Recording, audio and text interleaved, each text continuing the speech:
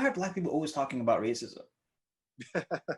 You know what I'm saying? Like, what? You know, being mentally and emotionally healthy, your body is in a manner, your soul is in a manner, your heart is in a manner, your mind is in a manner from Allah subhanahu wa ta'ala. And it's our responsibility to do the best with them while we have them. How important are Jordans in making you relatable? A lot. And I'm saying this because I got my first pair of Jordans for Eid this past. You know, I'm thinking of all the people who have come to me over the years saying exactly that to me, saying that they're traumatized and that he never responded to them saying that. Yeah. Because it just didn't compute with him. But those people, those young people grow up to have kids. Yes. And they teach their children about that trauma. Because I want to protect you from that trauma. And the kids, even though they didn't live the trauma, live the experience, live the effects of the trauma. That these are people to not be trusted. Assalamu alaikum wa rahmatullahi wa barakatuh. Welcome to AlMaghrib's YouTube channel. Faith While Black is the series. Make sure that you turn on your notifications and subscribe so that you don't miss an episode. Alhamdulillah, wa salatu salam ala rasulillah wa ala alihi wa sahbihi sallam sallam kathira. Ashhadu an la ilaha illallah wahdahu la sharika lah wa ashhadu anna Muhammadan abduhu wa rasuluhu salatu rabbi salamuhu alayhi. I am very, very excited and happy to have my twin with me today, Dr. Raymond Brock Murray, who's a good friend of mine from the New Jersey area. And let me read your bio right here. Hold on one second. So Dr. Brock Murray earned his PhD from Seton Hall University and has been a counselor for Muslims since 2009. He's currently assistant imam at Masjid Ahl-Sunnah and the founder of the 5 Before 5 Foundation, a mental health nonprofit for Muslims and communities of color. This is beautiful. A mental health nonprofit for Muslims and communities of color. Now, Dr. Raymond, welcome. Pleasure to have you with us. Thank you for having me on. I appreciate it. So, you know, the idea for this series, actually, it's called Faith While Black. That's the series. And I know right now there's a lot of energy. There's a lot of panels happening. But, you know, as when you put 10 people on a panel, you know, everybody maybe speaks for 5-10 minutes and tries to get a message across. I wanted to have a little bit of a longer conversation with individuals and kind of see what, you know, what they're doing and what we as a community should be doing and where we should be going.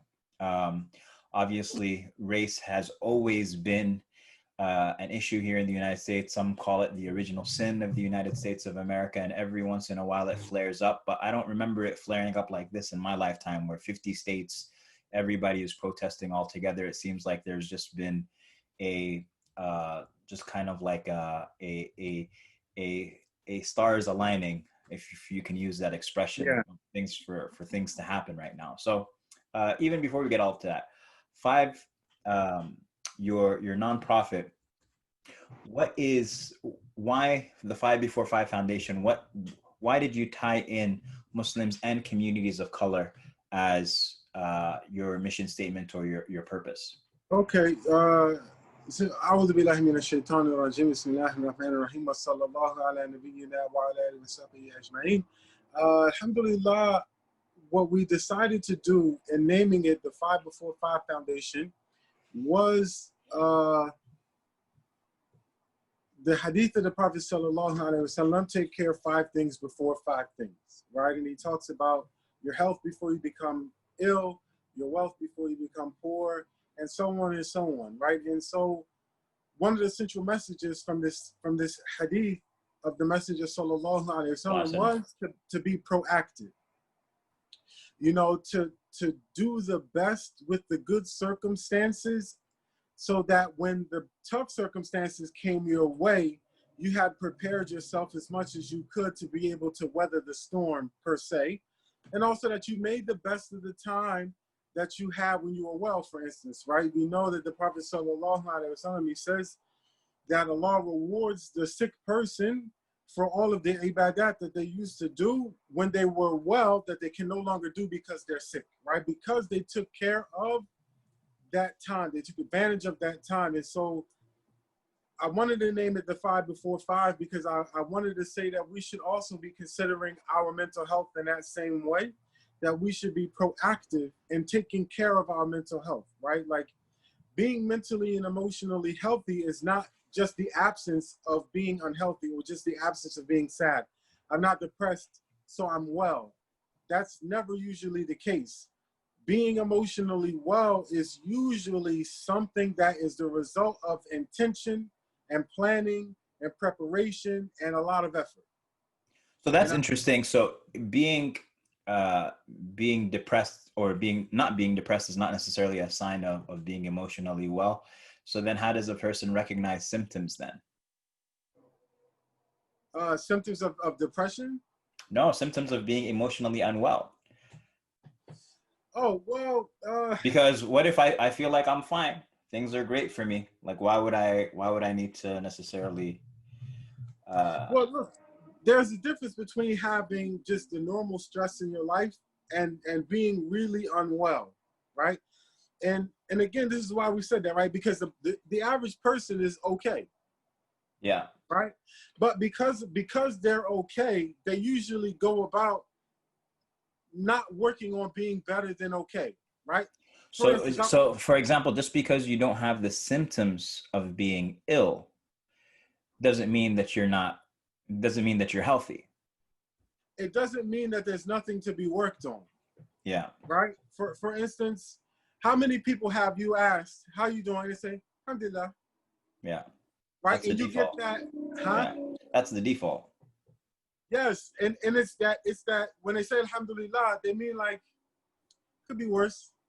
Mm-hmm. You know what I mean? They don't mean that they're doing well and they're happy and you know what I'm saying? Like they're feeling fulfilled in their lives. They're just like, you know, at the moment things aren't terrible and I'm glad about that, right? And so what we're talking about is really optimizing and actualizing the potential of your life and the quality of your life, right? And so what we do is a lot of, you know, mental health workshops, programming.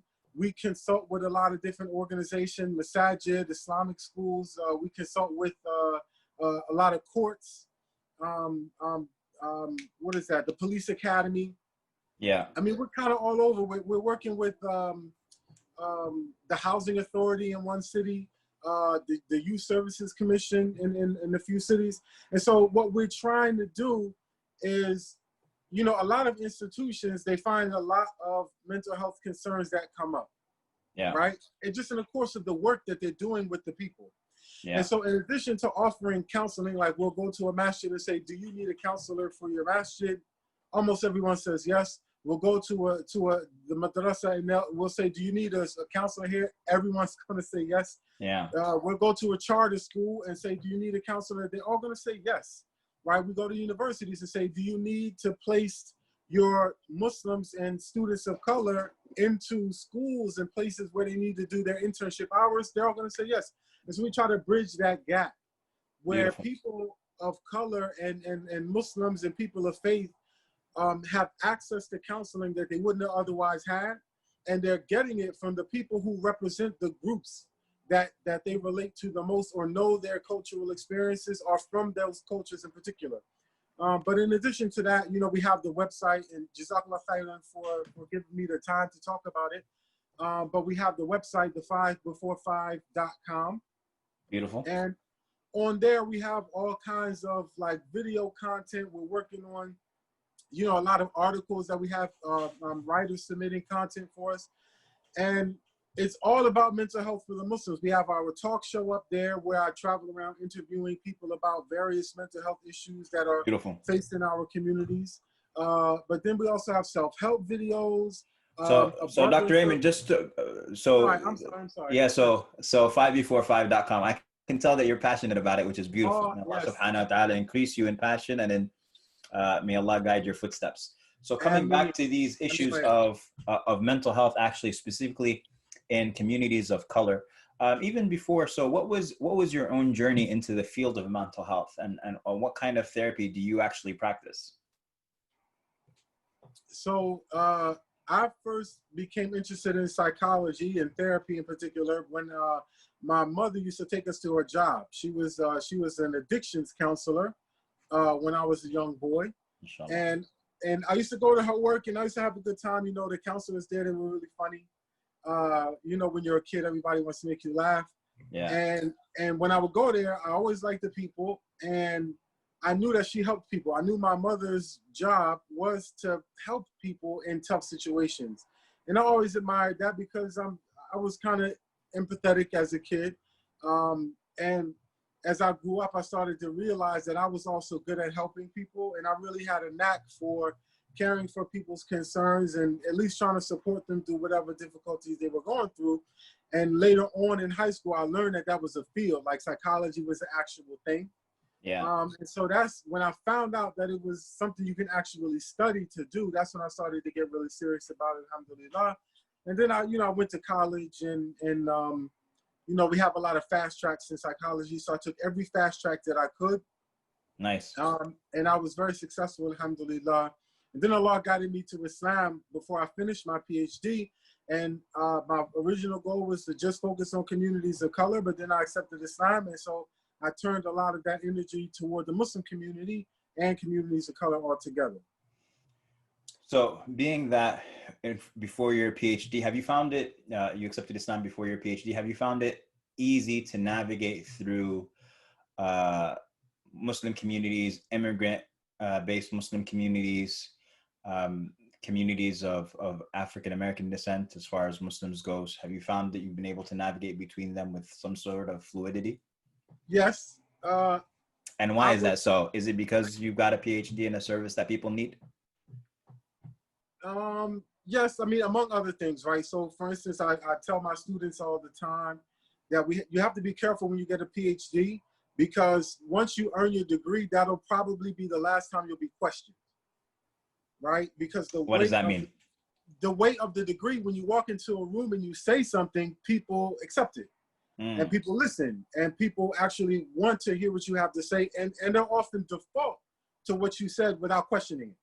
Because you've got a PhD, yeah.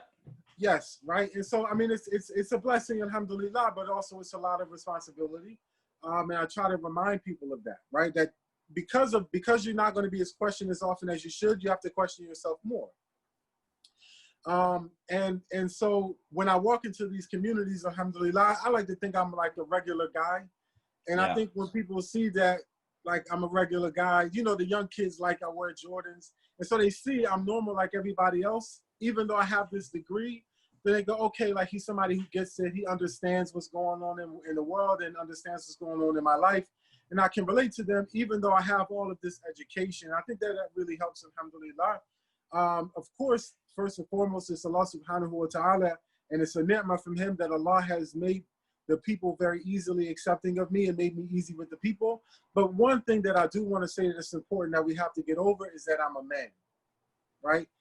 And that's a very, very big thing that I'm finding is very different from other female counselors in mental health, right? That with 545, we're constantly reaching out to Masajid and other partners, and everyone says yes, alhamdulillah, when we say we want to work with them. And when I talk to, you know, female colleagues of mine, they say, oh man, I went to this masjid and that masjid and they turned us away. And I didn't. Oh, so you're saying you have more access because you're a man? Yeah. Yeah, because, you know, I've had a lot of women coming to me saying we've been so unsuccessful getting the masajid to be willing to work with us. And I think some of that is because I'm a man. I think some of it is because of the pitch too. I think what we're trying to do is different from what other people are trying to do. But then there's also that gender part of it too. That's so we're talking about sisters who are actually, for example, from those communities themselves, from those immigrant communities. So you're talking about sisters who they might actually share the ethnic makeup of that community, but because they are female, it is easier for an African-American man to walk into those communities and offer a service and it be accepted than a sister from the ethnic makeup of that community. Is that correct? To some degree, yeah, right? Like, again, I think the service, because I've heard what they're offering and it's different from what we're offering. So how much of what... So it could be because of that. And it could be pitch and it could be marketing and it could be reputation as well. It's a lot of things. I think it's a lot of things. But what I'm not going to do is ignore the fact that I'm hearing a lot of women saying we're getting no's, right? Yeah. Yeah. So, I think that that's part of it too. A lot of communities that have been very open, but I also think that a lot of people, I think in psychology, we have a lot of work to do to be relatable. So we have, I got like so many questions for you. So just so that cause we can do this all day, but you mentioned Jordan, so I need to bring it up. How important are Jordans in making you relatable? A lot. And I'm saying this because I got my first pair of Jordans for Eid this past 2 weeks ago. This is the first pair of Jordans I ever had in my life. The ones. Which ones? Oh, the ones? The ones. Alhamdulillah. What kind of like what kind of like patronizing little smile was that just now? Oh, alhamdulillah. I'm not a ones guy. I'm not a ones guy. That's all. Which ones are yours? Which ones are your favorite? Are they the 11s? I was gonna say 11, but 12 cherry. So I actually don't know anything. I'm not a sneakerhead at all, but I do know like for me the ones just off of like how they look. If I was ever gonna have a pair of Jordans, it was gonna be those. That's what I'm saying. You can't go wrong. You can't go wrong. I wouldn't have bought them, but alhamdulillah, someone in my family gifted it to me for Eid. So alhamdulillah. No, I didn't mean to give you that. I was trying not to give you that look. It just came through. Oh yeah, just came through, huh? Yeah. So I'm looking forward to being more relatable, because otherwise, you know me, I'm in snakeskin shoes. I'm in the markoobs. Listen, I can tell you, so many young people come up to me in my lectures, and I'm here at Ahl Sunnah, and all of the teachers, they come to me and they say, oh, the kids, they know you, they mention my name, and they say, oh, you meet a brother, with the sneakers. It's such an important thing to try to relate to the kids, not to act inappropriately outside of your age. But to make psychology relatable, I don't use a whole bunch of big words and stuff like that. I try to talk to people where they are, show them I'm a regular human being, and that makes psychology more accessible to the people, as opposed to this just intellectual exercise. Absolutely. I mean, and we definitely have a lot of stigma still with regards to mental health in the Muslim community, as well as the African American community. I mean, we hear a lot about mental health being a stigma in the Muslim community. Do you see the same thing in the African American community, or are they in the African American Muslim community, or are they ahead of the immigrant Muslim community in this regard? I would say they're a little bit ahead of the immigrant community, just by a hair, because I'll say this.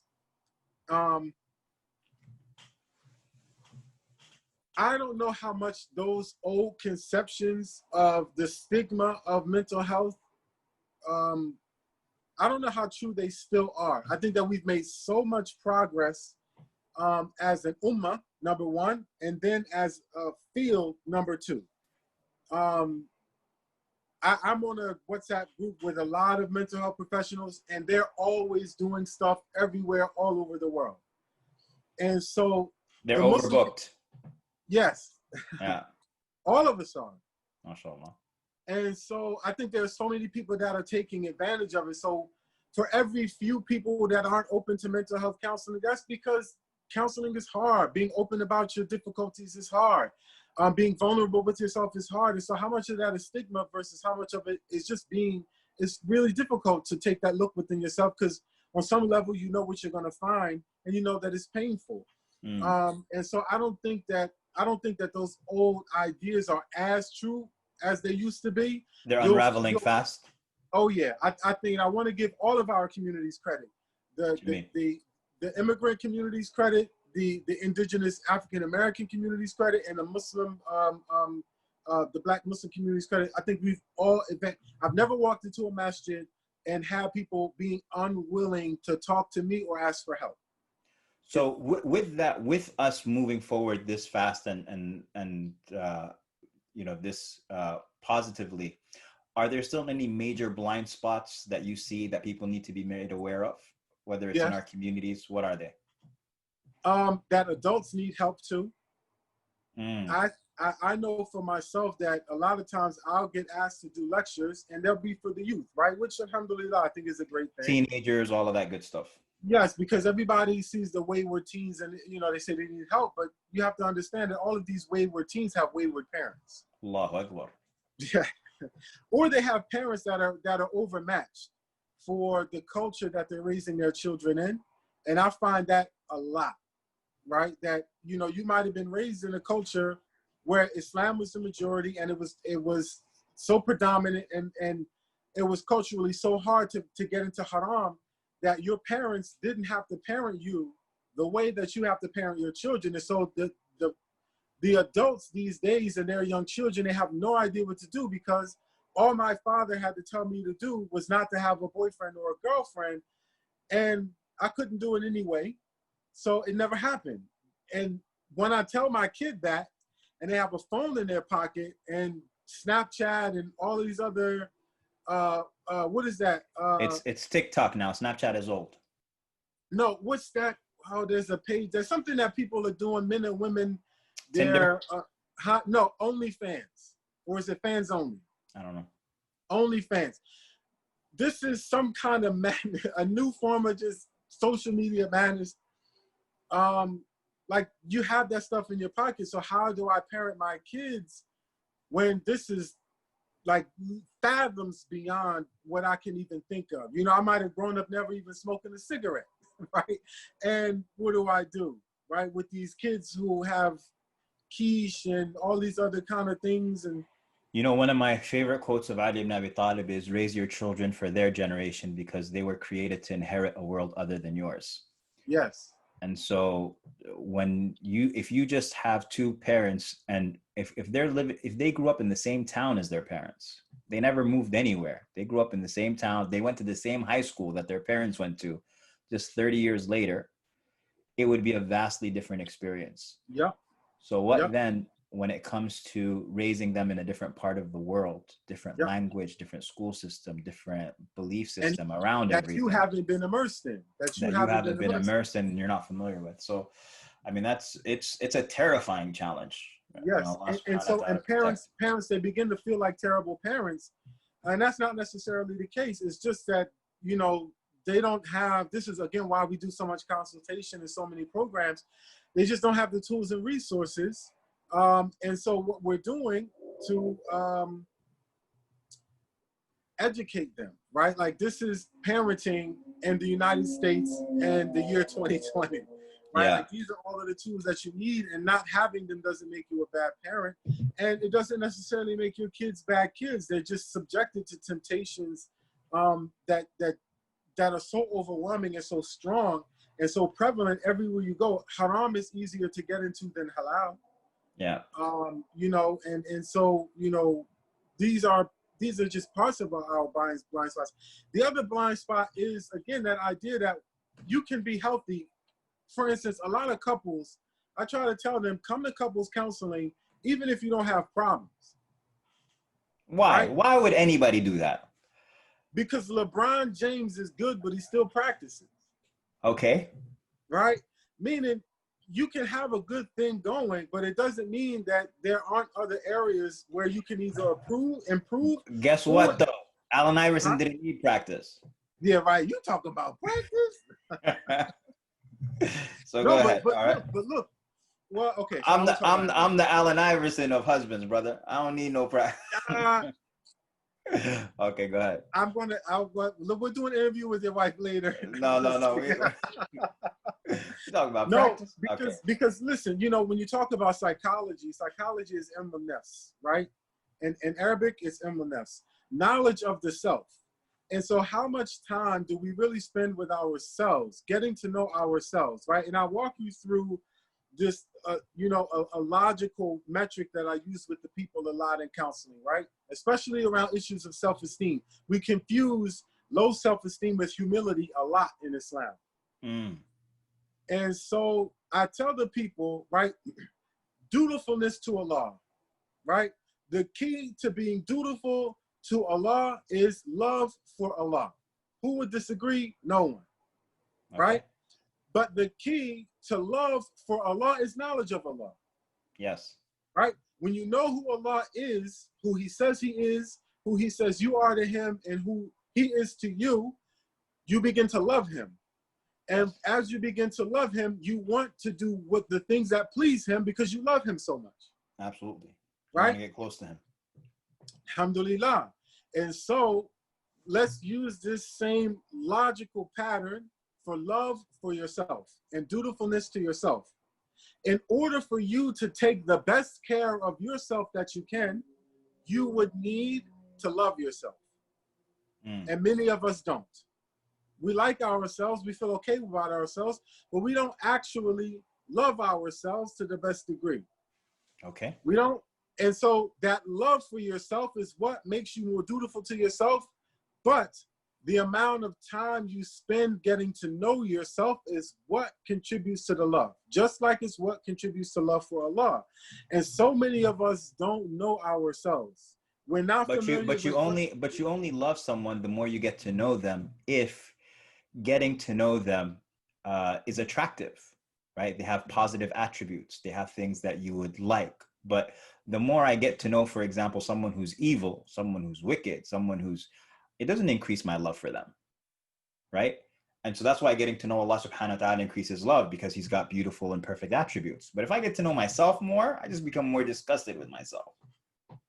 And that's usually because you have a mistaken notion of yourself, right? The person who feels that, because that's why people don't look in, because they have these terrible ideas about themselves. And why would I want to look at that more deeply about myself? But usually that's incorrect. That's usually the result of some terrible messages they've gotten from people outside of themselves when they were growing up, right?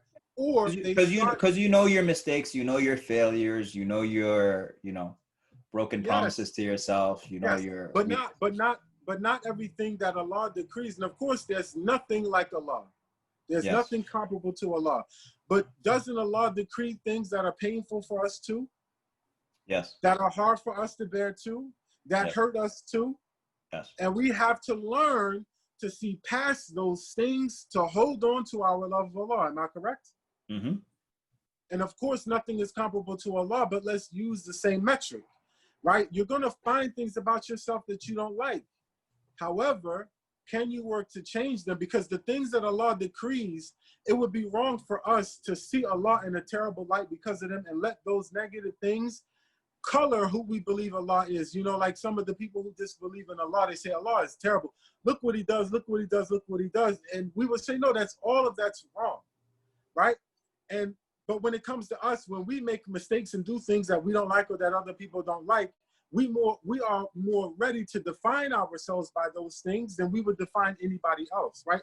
At least the people that we love. We define people that we hate by the things that they do that we don't like. You're inspiring a conversation, the famous conversation that happened between Musa and Adam, where Musa said to Adam, you ate from the tree and you got us, you're the one, you got us into this situation where we're on earth now. And so Adam said to him, are you holding me? Are you blaming me for something that Allah subhanahu wa ta'ala destined 50,000 years before the heavens and earth were created? And the Prophet sallallahu alaihi wasallam says, so Adam defeated Musa in the argument. And so this example that you're using of kind of looking past a mistake that you made, like you're not going to hold that over Adam's head. Like it's not going to work. And that's the scholars say, when can you use destiny as an excuse? You can use destiny as an excuse when it's in the past. Don't use it for your current state. Don't use it for your future state. Don't say, Allah, when Allah wills, I'll pray. No, pray right now. Yes. But if you want to look at your past and say, Allah didn't destine for me, for example, to pray throughout my teenage years, right? Correct. And so that way you're not being held over by these mistakes. And look, let's look at it. And I've said this a lot of times that, we can't be any of the things that Allah swore by in the Quran except one thing, right? We can't be the stars. We can't be the dawn. We can't be the dawn. We can't be time. The moon. We can't be all of those things. However, Allah, he swears by nafsul lawama. And of course, we elevate everything that Allah swears by because he swears by it. Right? Okay. If Allah chooses to swear by a thing, we hold it in that much more regard because Allah swore by it, right? Yeah. We have to hold nafsul lawama in the same high regard. And that's the thing we can actually be. We can be this self-reproaching soul, the part of ourselves that takes an honest stock, a deep, honest look at ourselves for our faults and our failings, our frailties and insecurities, and we work to fix them. In addition to that, we look at what our strengths are. And this is really what mental health is all about. What are your strengths and how do you use those strengths to help you build up those weaknesses? What do you do in Islam well? And how can you continue to build that up to do it habitually so that you can create a foundation to build your other ibadat and your dutifulness to Allah up? And so this is what we're doing in mental health. You know, we're using Islam as an analog, right? To help the Muslims really understand what we're doing in mental health, because this is, you know, being mentally and emotionally healthy.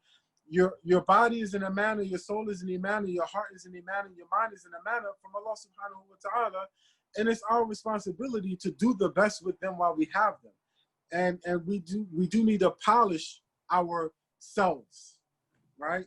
Not our physical selves only, but our mental and emotional selves. Excellent. Jazakallah khair, Sheikh. So we are, I gotta transition now to current events that are happening right now. Yes.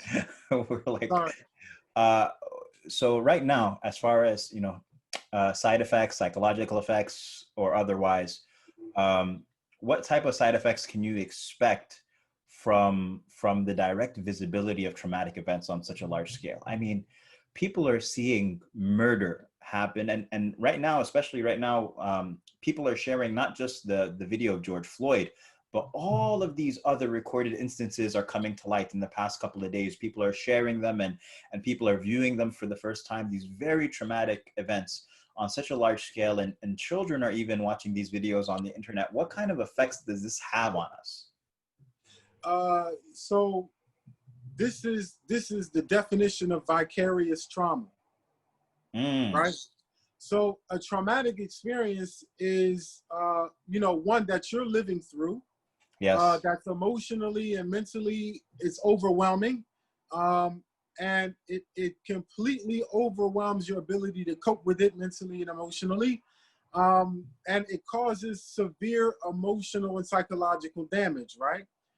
There's a deep wound that's created by it. Now, vicarious trauma is similar to that, and it really only comes from witnessing it or hearing about it.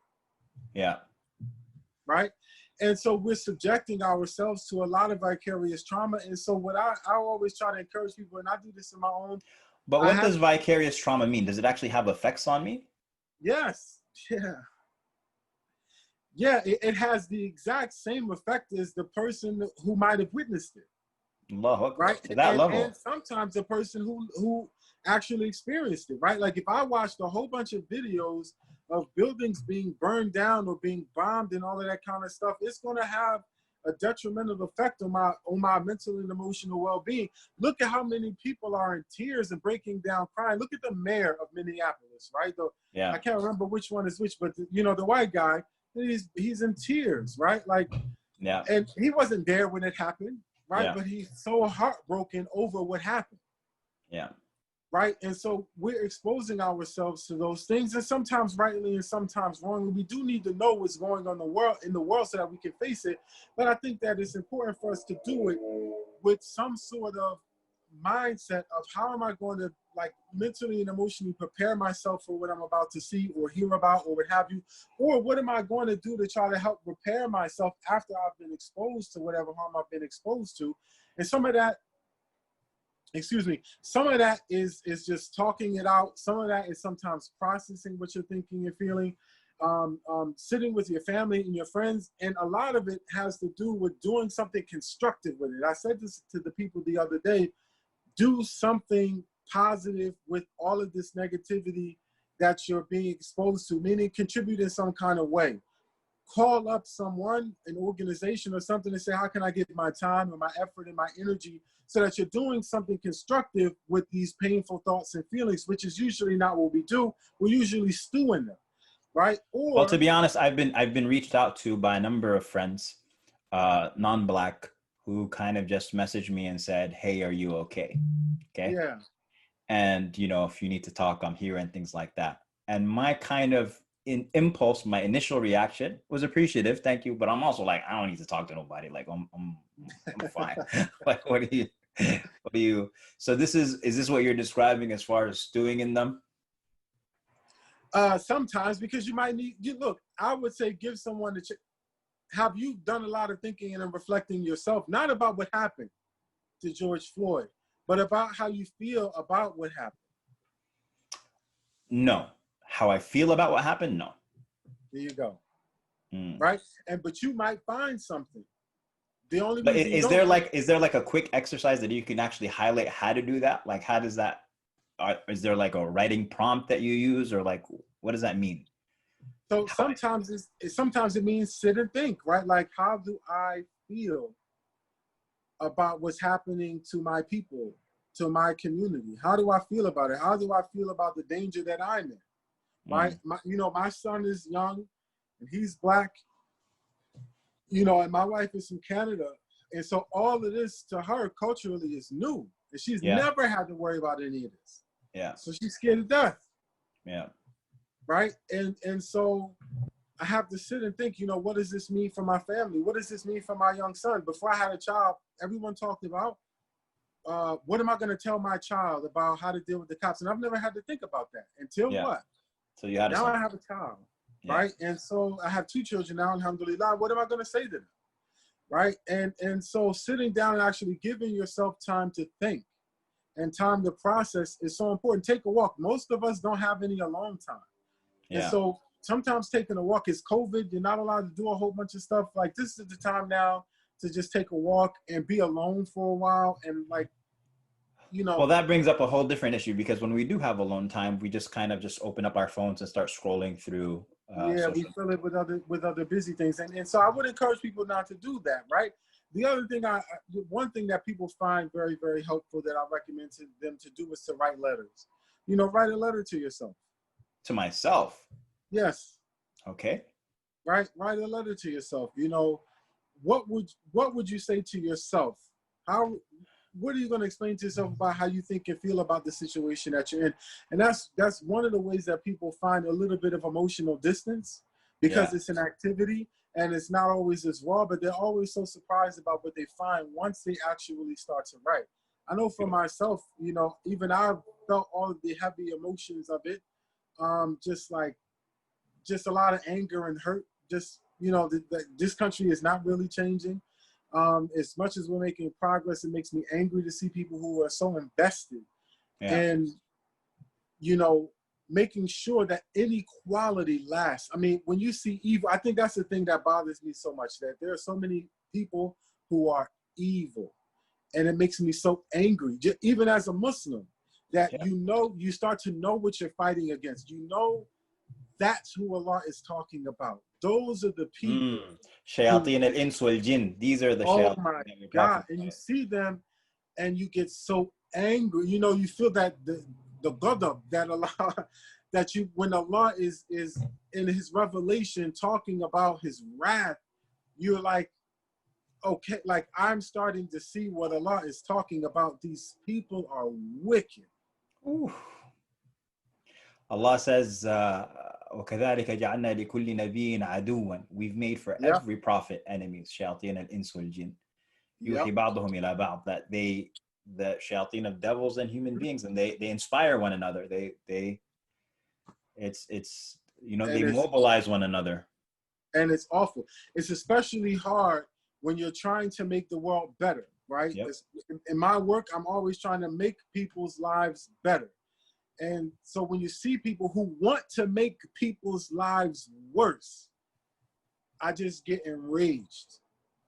So on this issue of vicarious trauma, right? Are there any efforts in the mental health community to minimize the trauma and the mental illness in the Black community that may result from current events? Like, so we're having, obviously, you've got vicarious trauma, but then you have the actual community that's seeing, and like you said, your wife now is scared to death, right? But this is something that's the people who are actually living these fears. Mm-hmm. Is there any effort in the mental health community to minimize this trauma? Yes. And so we're constantly reaching out. I know for my own self, when something like this happens, I immediately start reaching out to different organizations and the people and all those things. And we do a lot of processing, right? Like a lot of therapy in these moments. People let go of the issues that they're dealing with, and they want to process what's happening right in front of them. And so for weeks now, you find that people are only wanting to talk about this, and it helps them through it. Because again, like when you talk about, for instance, I think that when there were hospitals being bombed in Palestine and children were dying, a lot of Muslims were coming in and they were like, I feel angry, I feel powerless, I feel hopeless. And you know what I mean? Like they set aside all of their own emotional struggles and started to talk about this stuff, right? And so I think that it's a mix of doing both, right? Allowing the people that you're currently helping to pivot, and then reaching out to organizations that serve people and saying, how can I help? What can I do? You know, this is my specialty, this is my role. And I'm of service to you. And I've been doing lectures. I just got off of one just a few minutes ago, right before you and I started talking. I was just trying to do a phone call with another brother between the lecture and talking to you, but he got busy and it didn't work out. But we're going to talk again because there's so much work to be done. We're kind of constantly addressing issues, and especially in mental health, the new paradigm is get out of your office, get on the street, reach out, knock on doors, send emails, make phone calls. This is the new paradigm of mental health. You know, when the Muslims were killed in New Zealand, you know, there were planes full of therapists going over there. Yes. Right? And so we mobilized, right? But how do you mobilize in COVID? I mean, that's a huge challenge. One Zoom, like everything else, right? Okay. Like, you know, but look, a lot of it is trying to make a space for people to to be able to talk and process with each other, right? As I'm talking to you, I'm realizing that there's one organization, the Black MBA Association, that I've recently been working with, my brother and I. What does MBA stand for? The Masters in Business Administration. Oh, MBA. Okay. Yeah. Yeah. The Black MBA Association for New Jersey. You know, we've been doing some programming together, but the one thing that we've kind of fallen out of touch over the past 2 or 3 weeks. But I should reach out to them, right? Like this is kind of what happens, right? During COVID, when a lot of people were passing away, 𝐁𝐥𝐚𝐤𝐤, you know, I was reaching out to the funeral directors. Yeah. Because one of the people that I was seeing for counseling works in the burial services. He's just talked about, I didn't talk to him in weeks. He's like, I've just been overwhelmed. We've been doing 4, 5, 6, 7 janazas a day. Yep. And I said to him, look, you know, you're overwhelmed. Is the staff overwhelmed? Is everybody else overwhelmed? You guys it sounds like you're fighting amongst each other. That's a sign of burnout. Would it be helpful for me to come in and do just help facilitate some processing with y'all? You know what I mean? Like, these are the kinds of things that get done. They don't get publicized a lot because we're in the thick of it. You know, firemen don't publicize the fires they're on their way to. You know, this is why we don't hear about it, but so much of it is going on. So much. So would you suggest then, as far as when you talk about just processing, you're talking about like just a group of friends creating a Zoom hangout for each other and just sitting there and talking to each other? Yeah. How are you? And not saying I'm all right. You know what I'm saying? Say, I'm all right. Well, because usually we have some kind of feelings. I'm not incredibly emotionally overwhelmed by what's happening, but I'm angry and I'm tired of it and I'm frustrated with it. So I'm not all right. You know what I'm saying? Like, yeah, I'm not moved to tears and all of those kinds of things, you know. But I know that I'm hurt, right? And so, you know, that's what I was trying to say earlier, right? Like sometimes because we're not at the far extremes of our emotional spectrums, we just assume that we're all right. And that's that's usually not necessarily the case. It helps to process this stuff. You don't have to be at the extreme of the emotional spectrum to have it. That's a great point. Yeah. So talking about, you know, anger at wickedness, right? And being just enraged by how people are wicked. do you think that mental health and the mental health community, rather, that they should be a part of the conversation about police reform? Right now, there's a huge discussion about good cops, bad cops, not all cops are bad, system is bad, all of this type of stuff. Where does mental health come to play? And I'll even add, you know, there's a lot of energy towards defunding the police. And, you know, New Jersey, New York area, the police presence is just overwhelming. Do you feel like these funds could be directed towards something way more productive? Yes. I think that when you're talking about the money that they're using to militarize the police, they should be using it to better educate the police, number one. Okay. Right. And that's where, again, organizations like mine, we reach out to police departments and we say, you know, look, here's what we do. Are you in need of our service? Right. And they'll either say yes or they'll say no.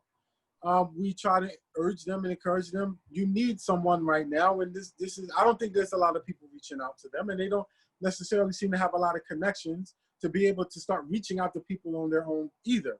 And so it's important for us to do that, to say, look, you know, you guys see what's going on. We see what's going on. Let's work together on a solution, right? And I've done this before.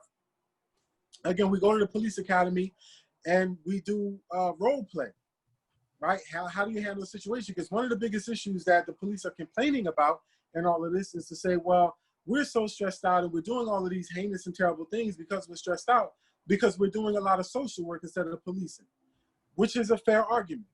Right, the police get called for a lot of mental health and emotional health stuff that's going on. That shouldn't instead of policing. Yes, absolutely. And they're overwhelmed with it, and they don't know what to do, and they start to take it out in all of these awful places, right? And so there was one professor from John Jay. He was on Rachel Maddow last night, and I don't remember his name, but I was so impressed by what he said. He said, instead of defunding the police completely, 911 should add more services, because when you have a medical emergency and you call 911, an ambulance shows up, and you have the fire department shows up. When you have a legal issue, the police shows up. When you have a mental health issue, there should be money dedicated to mental health professionals showing up, so that the police, so to lighten some of this load and some of this burden, that police are starting to take on so many responsibilities that aren't theirs. It's definitely outside of the scope of their training and their professional capacities. I get it. Can't blame them 100% for everything. There's some of these issues are, some of it is systemic racism, true, but some of it is other systemic problems that just need to get fixed. So, I mean, that money would have to come from somewhere. And so would it, anyway, I don't want to, that's a policy question. Yeah, that's a fair point. Okay. So that being said, so talked about trauma, we talked about mental health in the conversation about police reform. I want to come back to the trauma and actually just dig a little bit deeper. Is there something, you've introduced us to vicarious trauma? Is there something that's called generational trauma? Yes. Where it actually passes on from parent to child to their children in the future, goes from one generation to the next. And I'm sure you've heard the term post-slavery traumatic syndrome. So this notion of PTSD from slavery. What do you have? Do you believe in that? Do you believe that is a thing actually? Yes. You do. Okay. And the reason why I say this is because one of the things that is very difficult for the immigrant community to grasp, or some within the immigrant community, and I've heard this with my own 2 ears, is, you know, we come from distant shores, foreign lands, different languages, and we kind of pull ourselves up by the bootstraps and come with $7, and we're able to create economic prosperity for ourselves and move out to the suburbs and make a lot of money and get degrees and all that type of stuff. So why is the African American community, why is it so difficult? Why is it difficult for the African American community?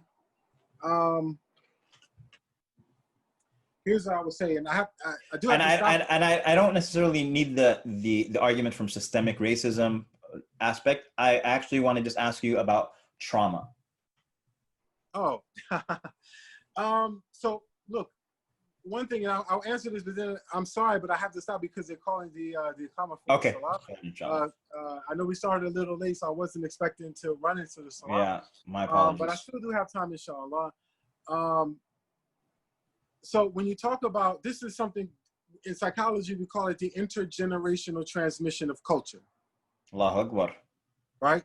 Where the transmission of a culture gets passed down generation after generation after generation. Some of that is intentionally taught, either at home by the families, in school, or through holidays, or all of those kinds of things, right? Our societies teach our cultures. Yes. Right?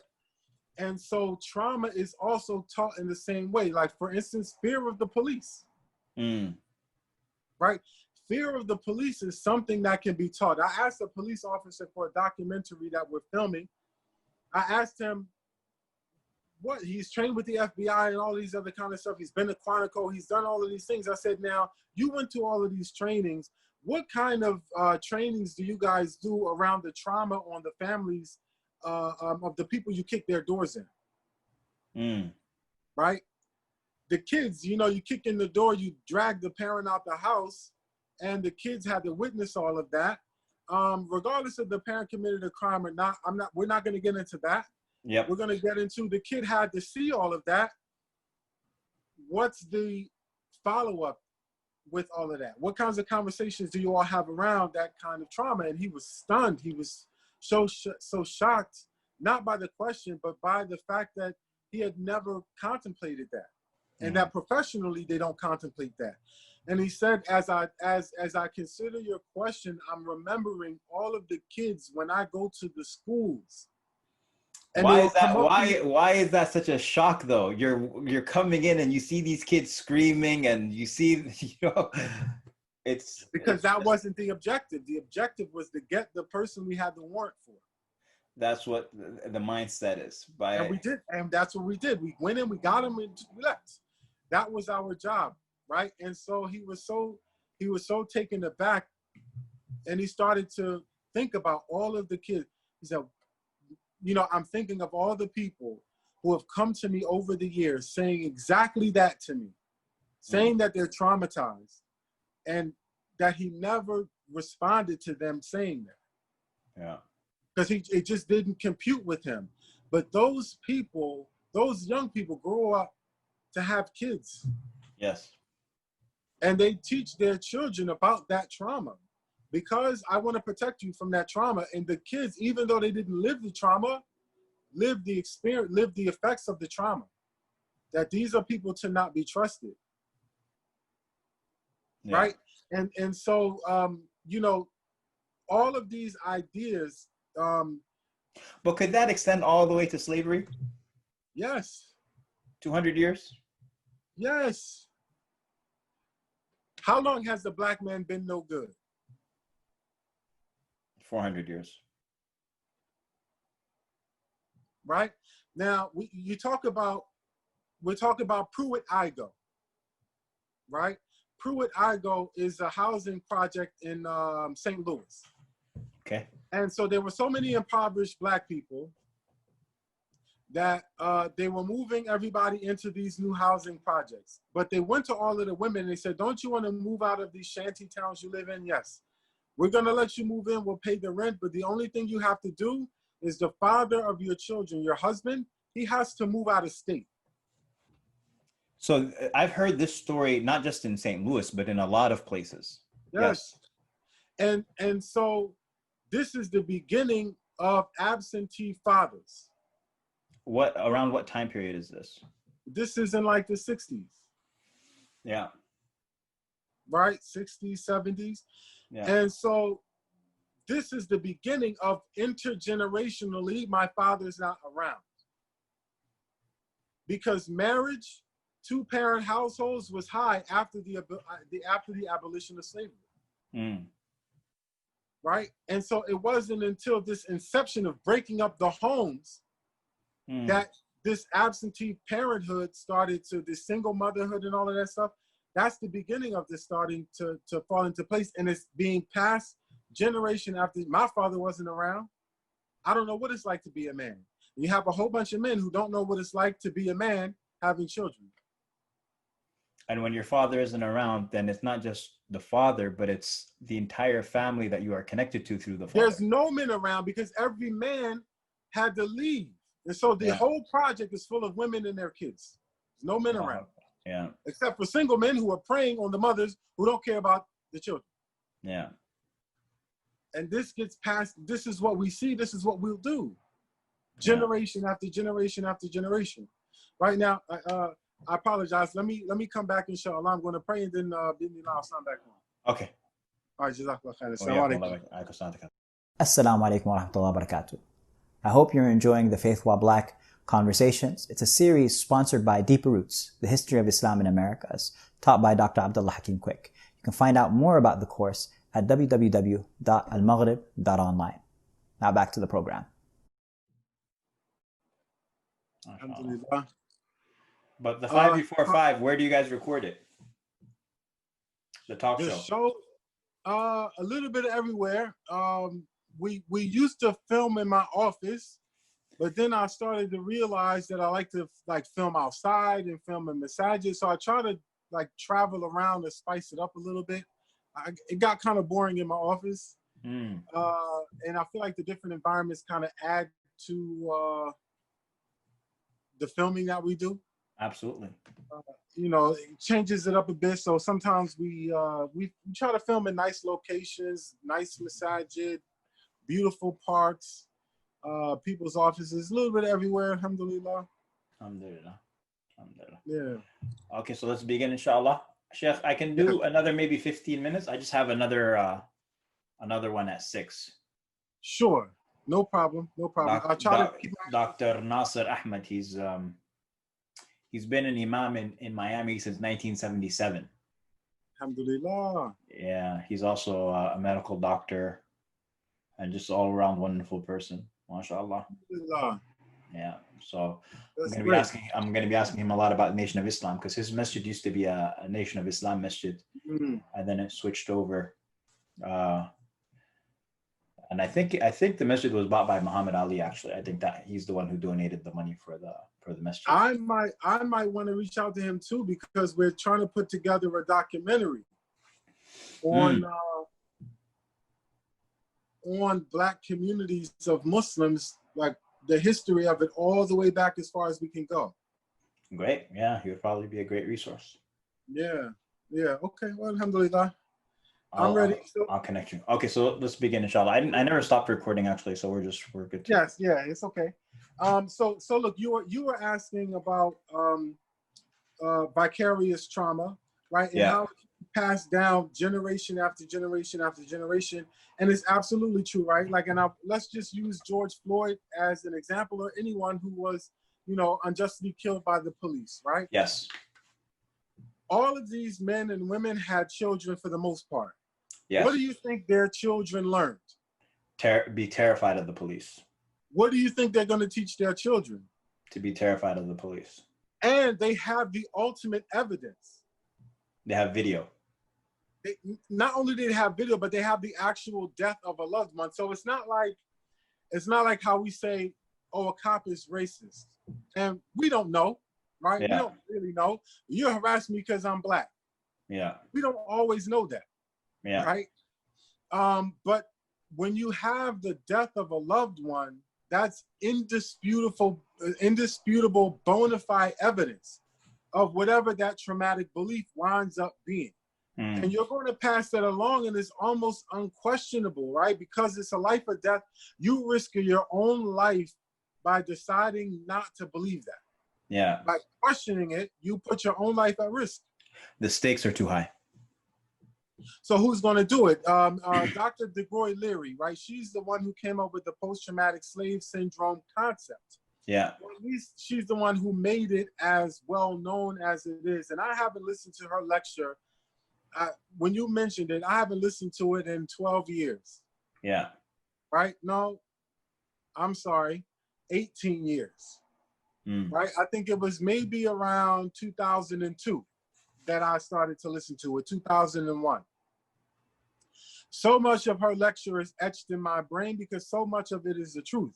She talks about the experience of a black mother in a bank with their child, and a white mother in the bank with their child. If you ever listen to some of her lectures, where the white parent lets the child roam around and be free and explore and do whatever they want and make as much trouble as they want to make in the bank, right? Because you're just a child, you're just doing what children do.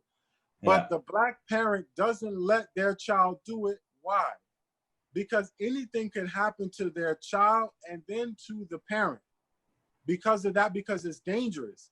And the child learns, even if nothing happens negative happens to them, the child learns the world is not safe for me to explore the way that is safe for other children. Are we talking about in the setting of a bank in particular, or is this any setting? She just used the bank in general, right? But I mean, any setting, right? We're not allowed to do this. Think of all of the people who are protesting for COVID. Yeah. And the white people, the militiamen, they go out and what? They have guns. They go to the state house. Yep. Right? And all of the legislators have to come in with armed guards because there's so many men with guns because it's legal for them to do that there. To intimidate to intimidate the lawmakers. Yeah. Imagine if a black man did that. I mean, you can't even hold up a phone in front of law enforcement. You can't even buy a toy gun in Walmart. No, you can't. Because you'll get killed. Yeah. Right? So, and vicariously, what do you think we're learning? If I'm watching CNN and I see that there's a young boy who bought a toy gun, he was shot. Cop walked in and shot him. Yeah. And then they ran the video back. Saw him pick up a toy off the rack. Yeah. What do you think that tells me? To not do that. Yeah, you're completely restricted in what you can do. I mean, Tamir Rice was killed for just having a toy gun out in the street in a park. And these guys, so. This is, it's very real. Yeah. Right? It's very real. We can't, these things are undisputable. So yes, intergenerational trauma gets passed on, and post-traumatic slave syndrome is very, very, we're living so much of it. Think of the colorism that exists between the black and within the black community. So you know what's interesting is that even as you're mentioning this, so I'm thinking, for example, of the way that colonialism has affected the Muslim world. And people appreciate and they understand that we are still affected by it until today, even though they left many lands 80 years ago, 90 years ago. Everything from the colorism that you're mentioning, right? People using Fair and Lovely cream and wanting to be lighter, and the esteem that we have for products that are coming from European countries and all of this. And so it would make sense that it would be even more severe for people who were enslaved as they continue to live in the places where their ancestors were enslaved. But I'm going to tell you one thing too. It's not okay for us to want to process and to have reconciliation for the wounds of our enslavement, but it's okay for a Jew to do it. Of course. We can commemorate the Holocaust as much as we want. And it's a crime in many countries to deny the Holocaust. Yeah. It's a crime. But if a black person were to bring up slavery, it's unacceptable. Yes. Get over it. Yeah. And again, what does that teach us? That even our slavery is not the same as their slavery. So was something that's very interesting. I was watching a TED Talk of a gentleman who is very much at the head of who, let me not say that, but let me say he does a lot of advocacy to get people off of death row. And he mentions he's African American. He was doing a presentation in Germany, and he says, as he was talking about the death penalty in the United States, one of the German ladies there, she said, "There's no way that we could have the death penalty in Germany." She was like, "It's impossible." Why? Because she said, because of our history. Like, could you imagine if a Jew in Germany got the death penalty? Yeah. Like, how would the world react? They're still living that. What's that? Yes, here we're still living that. Here in Alabama, people are still getting the death penalty. In Mississippi, in California, and all of these places, people are still getting the death penalty. People who, I mean, we're talking about African Americans in particular, getting the death penalty, and people aren't batting an eye. Because everyone came together collectively and agreed that the Jews had worth. Here's another thing, just to speak to that point. We hear about Hitler having killed 6 million Jews. We know that. King Leonard of Belgium had killed 15 million Africans. You don't hear about him. Not one bit. So when you talk about Black Lives Matter, like this is some of the subtleties that we don't even notice, we don't even pick up. Yep. And God forbid you bring it up.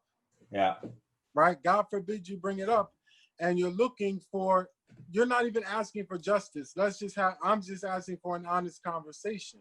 Right? And so many of our groups have been oppressed. And the problem for me is that, and I've said this, I'll say it again, that racism in Islam is one of the last acceptable sins. What do you mean by that? Everyone accepts smoking in Islam. Right? Meaning people are okay with people smoking? Yes. Okay. We know that it's not right, but what are you going to do? Okay. Right? Racism is the same thing. Here's a question that I have for you though, because this is also something that I hear, which is, why are Black people always talking about racism? You know what I'm saying? Like, why? Like, why always talking about racism every, let's talk about something else. Let's talk about economic prosperity. Let's talk about why are Black people, what's the word that I'm looking for? Speaking about racism. I'm not getting the word that I want. Disproportionately speaking about racism compared to other groups who might experience racism as well. We're speaking about it in the proportion with which we're experiencing it. Talk about it. Right? We're speaking about it twice as much as your group because your group only experiences half of the racism that we experience. Allahu Akbar. Right? And you guys are afraid to talk about it. That's why your group's not talking about it, because you're afraid. See, privilege is something that can be taken away. And so a lot of immigrants come here and then they pass, just like a lot of Blacks pass. We pass for whatever we need to pass for to get to wherever we want to go. And I don't want to make any waves because God forbid somebody audit my taxes a second time, or the police drive by my house one more time than another. You understand what I'm saying? We're so afraid of what it is that we have to lose. But what you have to lose, you really only have, alhamdulillah, by the mercy of Allah. And then after that, by so many Blacks who fought for the freedom to have it, that once we fought to have it, they gave it to everybody. Yep. The equality that the Black community fought for to get was conferred to every person of color once we got it. That's why immigration opened up in the 60s and the 70s and the 80s so that we could all show up. Someone died for the right for you to come here and judge his ancestors. Allahu Akbar. And instead of us working together, or judge his descendants. I'm sorry, that's what I meant. That's what I meant. My great-great-great-grandfather died for you to be able to come here and call me a nigger. Ain't that crazy? That's like the height of ingratitude. And because we don't know our histories. Black people don't talk about racism all the time because I don't never talk. You know me for how we talk about a lot of things. Yes. I don't never talk about racism. Yeah. Right? Like, we're talking about moving forward and growing and excelling as a community and building so much and contributing to the societies that we live in. You only pay attention when we talk about racism. That might also be one of the major factors. Or maybe you only invite us to talk about racism. I was on just ICPC. They just invited us to do a talk about racism, and the other sister who's on, she was a Black sister. She's the dean of religious studies at Howard University. Another doctorate. Yeah. we're doctors and lawyers and professionals and engineers and electricians who own our own companies. Like, we are people who have excelled just like every other people here who have excelled. It's just that we're also still facing a disproportionate brunt of a lot of the racism. Mm. This is not going to change. And we're also not in hiding like a lot of cultures are, right? A lot of cultures try to evade and stay away and be silent, and we're not going to do that. Yeah. Right? When they're suffering through a lot of the same racism that we are, but they're just more afraid sometimes to speak up than we are. It's changing, but you don't have a lot of those same groups fighting for their rights, and they're oppressed just like we are. Yeah. Desi people are oppressed too. Arab people are oppressed too. We're just sometimes so afraid to speak out. Like, think about what's happening. We're doing this documentary about the psychological effects of government surveillance on the Muslims. And story after story after story is when I found out that the government was spying on me and then my community found out, nobody wanted to have anything to do with me. Instead of banding around the person who's in need of your support and advocacy, everybody disappears because I don't want to be next. And so you're doing right now a documentary on the trauma that people are experiencing. Yep. What is the consequence of all of the surveillance that's being done on the Muslim community? How does it affect the individual being surveilled? How does it affect their families, their communities, and so on and so on and so on? And who are the people fighting the fight for them, trying to advocate for their rights? I know that's off topic from the issue, but there's so many parallels. We need to be learning, instead of judging the African-American community and the African-American experiences, we need to be studying it and learning it and repeating it. All of the wisdom of the lessons of these people advocating for themselves, because we as a group need to be doing the same thing. And that is the importance of studying the history in the first place, studying Black history in the first place. Yep. Hello, Dr. Raymond. We're going to need a part 2 with you because I didn't even get through half of the questions that I apologize. No, that's all good, man. MashaAllah. I mean, I noticed that right at the beginning once you started and you started with your indoor khutbah voice, I was like, okay, this is going to be I apologize. That's all good, man. I'm just playing. Khair, inshallah. So last thing is 5before5.com. Is that what it is? Or is it the5before5.com? The5before5.com. It is the 5before5. Khalas. Khair, Yes. inshallah. So everybody, you can check out Dr. Raymond over there at the 5before5.com, and hopefully we'll be able to figure out a part 2. Yes. And then maybe inshallah ta'ala, when we get together, we'll both wear J's so that we can really confuse everybody. That would be... Yes. Who is who? Because we all look alike. يلا شيخ جزاك الله خير.